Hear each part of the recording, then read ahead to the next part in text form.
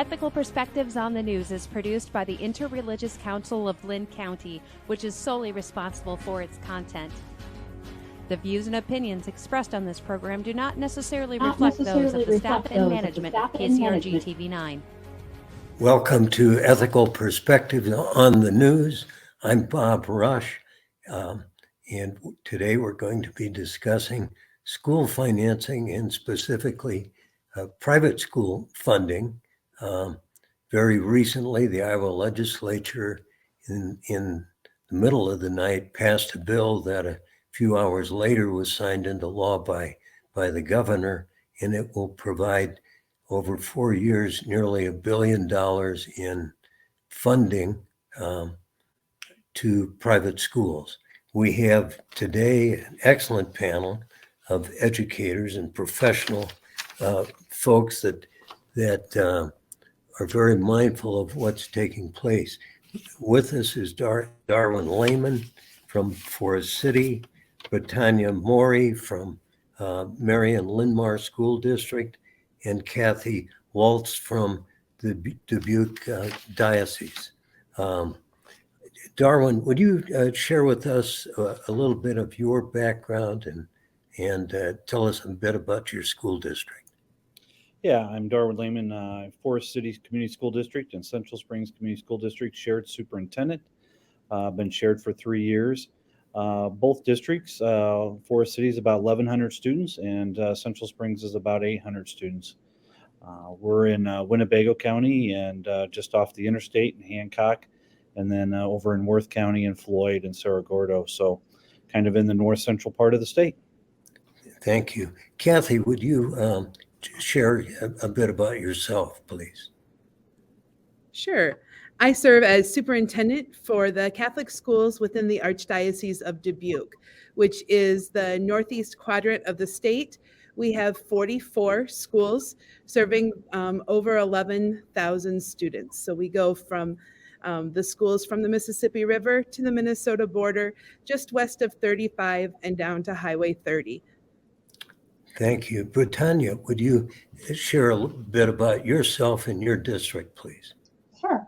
I am the president of the Linn-Mar Community School District Board of Education, and Linn-Mar is located in Marion, but we also serve portions of Cedar Rapids, Robbins, Hiawatha, and a little bit of the rural part of Northeast Linn County.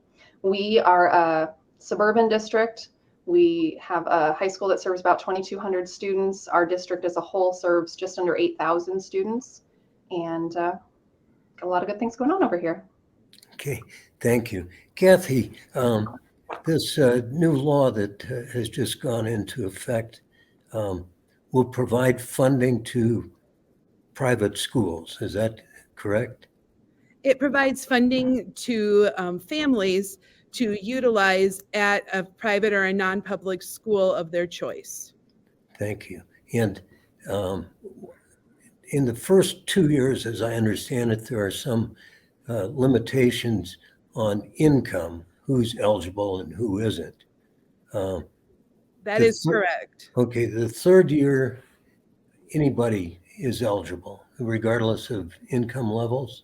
That is correct, yes. And each family that has a child going to private school, what will their scholarship or voucher or aid program consist of from the state?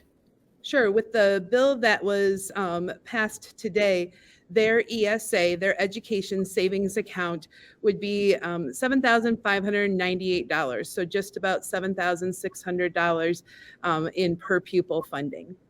Okay. So, Darwin, is that good for public schools? Well, I think parochial schools, homeschool, I think those have been great options for parents in the past, and I think that's important in their decision making. My concern with this is not just the fear of students leaving the public schools to choose to go to privates. My bigger fear has to deal with the finances of this bill. When you take a look, and I think you mentioned that this adds, by year 4, almost $1 billion to it, or when it's fully implemented, $341 million to our state budget at a time that the historic tax cuts have had an impact. I'm worried what this does to the state budget, and the impact that we'll see in rural areas is going to be less money given in state supplemental aid to us over time with that. Now, Brittania, aren't public schools getting everything they need and want at the present time? Oh, I wish that was the case. I really wish I could say yes, but we're on about year 11 or 12 of underfunding with SSA. And I will echo what Darwin said, that when you add, after year 4, $345 million a year to the state budget with historic tax cuts, the only way to sustain that kind of funding is to cut other programs. And I am not against school choice. I think that we have a lot of great opportunities for parents to find the right spot for their students, but it's concerning that pot will get smaller, and we're already lacking the funding we need to sustain at our current levels. This will make it much harder. What's the governor proposed for funding K through 12 in the public system? This year, 2.5%. And that's been pretty consistent. Last year it was 2.4. I think it went down to 1% around 2018 or 2019. But the real trouble with a 2.5% increase, that is new funding, but we're seeing record levels of inflation. Inflation right now is around 7%. And we have a state law, part of Chapter 20 of our collective bargaining. If we're negotiating and we have to go to arbitration, state law requires us to settle at 3%. If you're only getting 2.5% new money and you have to settle at 3%, we're already starting a new budget year with a deficit. So it's difficult. Cathy, proponents of the new law say it's all about choice and giving parents and kids choice. Is that how you're viewing it? Yes, I think proponents, and from our view, it allows parents to make the choice that they feel is best for their child. And many families in the state of Iowa are going to choose our excellent public schools, and other families may feel that there's another accredited non-public option that would work best for them. My calculations show about 183 private schools in Iowa. Does that sound about right? I don't know our exact number. I know within our Catholic system, our 4 dioceses, like we have 44, and there are probably another same amount that we are sitting under 100 as far as the Catholic accredited, but I'm not sure about the total, Bob. Okay. Darwin, in your county, how many private schools are out there? Probably in both districts, we have 2 at this point in time. And I'll go back and emphasize, I'm always supportive of the parochials. I think they serve a population that allows choice. You have the open enrollment, online academies, homeschool, along that line. But the question is, down the road is, if this was about choice and access, why is the state choosing to fund the 33,000 students that are already chose that? Could there have been a smaller plan similar to what the governor presented the last 2 years in the 10,000 or 5,000 to allow the families based off income or special needs to choose that, which would have had a less impact on our budget at the state level? Brittania, I've calculated that some 42 counties do not have private schools. Now, you're in Linn County. There are choices in Linn County. Yes, there are, and there are great choices. I have friends that send their kids to the local parochial schools, and they're having a great experience. For me, and from our stance as a board, this isn't about denying parents the choice. Finding the perfect fit for your student is absolutely essential to making sure they're getting the education they need and that your family feels comfortable with. For us, it's about making sure that the 485,000 students served by public schools are getting those same opportunities. And, you know, like I said earlier, we already struggle with underfunding, that funding rates that are not keeping up with, you know, the cost of doing business, the cost of inflation. This is going to make that pot smaller and more difficult. And we think that those 485,000 students served by public schools should be served first. Public funds for public schools. Cathy, some of the critics say public schools are required to take all students, kids with disabilities, special needs. Could you address that as far as the Catholic system is concerned? Sure. It is always our goal to accept all students and families who desire a Catholic education. That's where we come from, and that's what we desire to do. I think some of the misconceptions can be that we are not able to serve students with special needs, or we're not able to serve English language learners. And that just simply isn't true. Within all of my schools, we have 19 different languages spoken. We have 10% of our students who are either serviced by an IEP or a 504 plan or another sort of accommodation plan.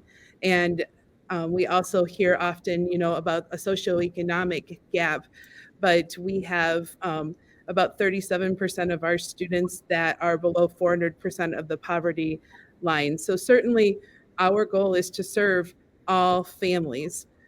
We do have the opportunity to not serve a student, and typically that comes around a student whose needs are so great because we do not receive that additional funding that it would allow us to hire associates or meet any special needs that are more than what we have in our current staffing. Will the $7,600 enable you to do that? It certainly will allow us to grow those programs, and we hope that that allows us to, again, accept any student who really wants that Catholic education.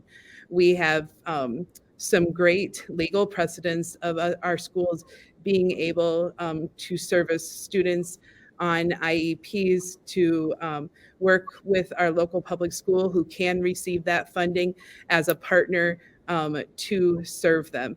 So again, that is our goal. That is our desire. It's our mission, our vision of what we want is to meet those families' needs. Brittania, is there a recognition among educators across the state that it's the public schools that are have to take every kid with special needs?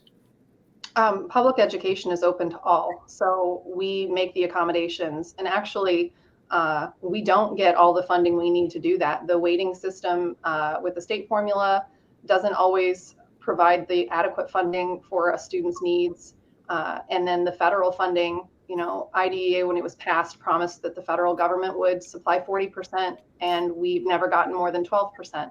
So even without the funding, we serve everyone. And almost every district in the state of Iowa has a special education deficit to prove it. So that's another area that makes budgeting very difficult. Darwin, is your district getting all the funding it needs for special needs?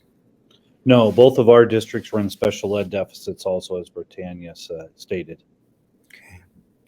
Okay. Some critics say, gosh, we're putting all this money into private schools, and the vast majority of them would be religious-based private schools. Is that crossing a line of church-state separation? Cathy, you want to take a first shot at that? Sure. In this case, within ESA, that is giving the funds to a family to use how they desire. And there have been 4 at least recent Supreme Court cases that have upheld that does not cross the line between the separation of church and state. Okay. Darwin, do you think you're constituents in your districts would be supportive of tax dollars going into schools focused around Islam religion? No, that would not be well received in the Central Springs or Forest City School District at all.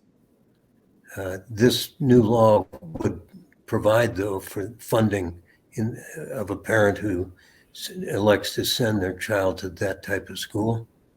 Correct, it does. It also opens up the doors for-profit wrapped around anything that they would like. We could see for-profits wrapped around the idea of sports. We could see for-profits come in wrapped around fine arts. They can create any niche that they feel is appropriate. It could be around the different types of religions that you stated earlier. It's really it's wide open with no accountability measures, no oversight from the Department of Ed or the state of Iowa in regards to this large investment by the taxpayers. And Brittania, that's a good segue into you're on the school board, you're president of the school board. You're elected by the people? I am. Yep. If they don't like you, what can they do? Well, they definitely can tell me about it, and they have, some of them. It's been an interesting time to be on the school board these last few years. But I am elected by my community, and I listen to all of the different segments of the community when we make decisions. One of the things that I communicated when I ran was that I make decisions based on data, based on the best information put in front of me. And but yeah, I do. I am representing my community, and I was elected to do that. Okay. And if people are dissatisfied, they vote you out of office, right? Yep. We have 4-year terms, and if I choose to run again, which I haven't decided yet if I'm going to do or not, but yeah, the voters can decide, what changes they want to make, and they will. Cathy, could you speak to how school boards in your districts are operated? Sure. And I did also just want to point out that the bill that we're speaking about does require that non-public schools receiving those funds are accredited. So there is a process either accredited by the state of Iowa, the DE, like all of our 44 schools are, or accredited by an approved outside agency that maybe other schools within our state are. So there is an accreditation process that holds somewhat of a standard. But to your question, as far as our school boards, the majority of our boards use an elected function of elected from that community that sponsors or supports that school. And our families that aren't happy, in our case, would typically leave. And that is another large accountability measure we have, both for how we operate our schools and the quality and the output of our schools, is if families aren't happy, they choose to leave because it's not a good fit for them. Is there any uniform approach to each school in your district as to who's overseeing and who's watching? Sure. We have, again, as far as accreditation, we are all accredited by the DE, but as far as the school board goes, every one of the 44 has a school board that is made up of constituents from that community, as well as the pastor or the leader of the parish or parishes in that community. How are they selected for that position? They're either elected or appointed, but by our constitution for most of our boards, the majority of the board needs to be elected. That is not 100% across the board, but that is the majority of our schools. And Darwin, you answer to the school board as the superintendent? Correct. I serve the board and I serve the community. Okay. Is there any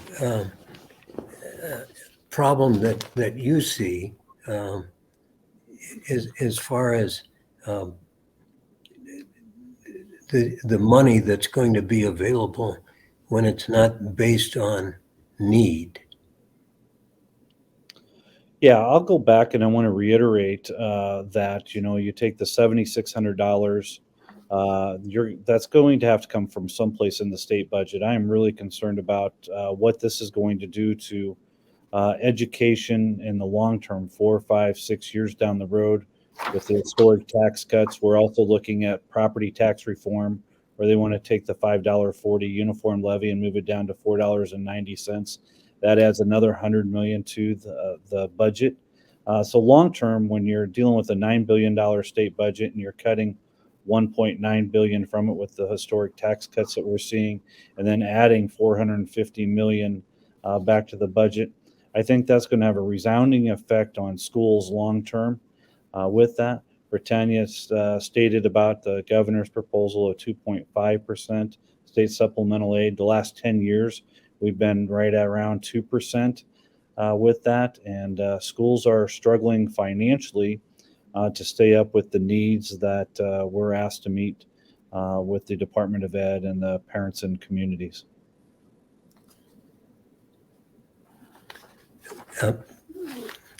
Cathy, would you respond to the critics that say there just is not enough, will not be enough oversight in private schools? Sure, I can respond to our circumstance specifically.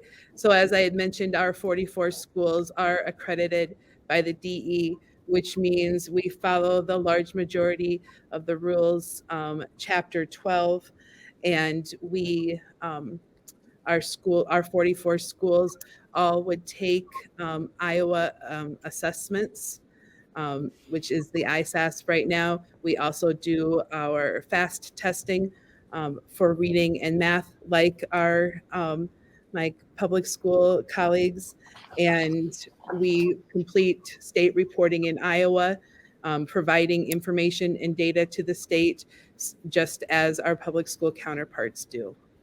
Okay. Brittania, do you have any forecast as what outcomes could occur? Darwin's mentioned private for-profit schools. Is that a concern on your horizon? Well, that, I don't know if it's a concern, but I mean, I definitely know it's going to happen because other states that have passed similar legislation, that's exactly what happens, is companies are waiting in the wings, for this to go through. So absolutely, there will be new private schools that are open, and they'll go through the accreditation process. I think the accountability, yes, the bill does require some of the same DE things be followed, but there's still not that accountability in how the money is being spent. And I think that's the larger concern. I know the state auditor came out and said, there's no way to track how these taxpayer dollars will be funded. Whereas a public school, we go through, very rigorous auditing processes and reporting to the state on how every single penny is spent. My overall concern, aligns with what Darwin's been talking about is, in 3 or 4 years, when we're spending $400 million a year on this, how is that hurting public schools? You'll hear, the governor office say they've increased school funding to the public schools over the last 11 years by $1 billion. And that sounds like a lot. But over 11 years with 486,000 students, that's really just $187 per student per year in increased funding. That does not sustain what we have to accomplish in the public schools. And that doesn't help us, meet all of the requirements that the state is looking at, all of the needs of our students as we're, giving them the education that they deserve. It doesn't allow us to, keep our staff at the levels that they deserve in terms of pay, in terms of time, contracts, all of that. Class sizes will go up if funding continues to be less than what we need. Class sizes increasing means less individualized learning opportunities for students, which means more struggle, more gaps. It's all connected. And, we get a lot of, people saying, you just want more money. It's all about the money. Well, we have two revenue streams, primary revenue streams. They both come from the state. We have SSA and then we have property taxes. Both of those are controlled by the state. And now property taxes, as Darwin mentioned, are being capped as well in the proposal.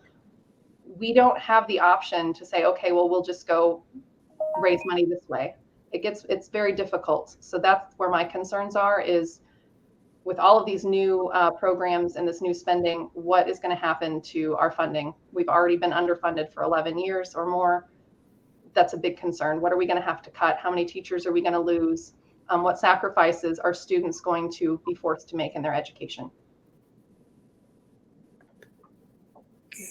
Perhaps I'll ask any of you if you know some of the advertising in support of the bill that passed was paid for by what's called a PAC, a Political Action Committee. In this case, a PAC that is not required to disclose who its funders are. Cathy, can you shed any light on who was paying for the advertising? I can't necessarily, but I know as far as we do have help and assistance to help bring school choice and parent choice to the forefront. So if I were to guess, I would assume that those would be some of our colleagues who across the nation who are bringing school choice, parent choice to the forefront in states across the United States. In our remaining moments here, Darwin, any closing thoughts, and then we'll swing to our other panelists. Just in closing thoughts, I'd say, well, what's next and what are they going to do to support public schools in Des Moines? I hope we're appreciative that they extended operational sharing. I hope they set a more than 2.5% state supplemental aid, and we need to start to fund schools at the appropriate level to meet the needs that our students are bringing.